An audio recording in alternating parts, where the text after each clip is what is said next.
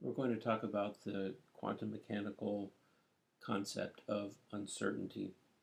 Uncertainty says that there exist pairs of concepts or quantities that simultaneously describe quantum objects that can only be accurately measured one at a time. This exists for the wave-particle duality of nature, momentum and position, the energy and time of a process, and also the magnitude and direction of angular momentum. For example, when we say that nature has a wave-like property, when photons hit a barrier that has two small slits in it, then there sets up an interference pattern.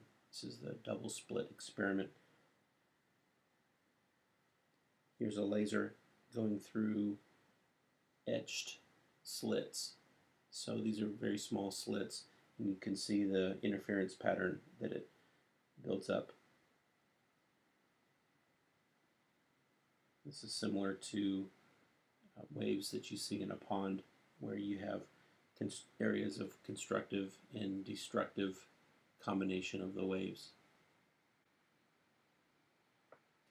So let's talk about the wave-particle duality of nature. So everyday macroscopic physical objects appear either wave-like or particle-like. Microscopic objects such as electrons, photons, atoms, they're not waves or particles, but have properties of both. So let's look at the momentum and position duality, or you can think of it in terms of the velocity and position, because momentum equals mass times velocity. For the momentum of a photon, momentum equals h divided by lambda.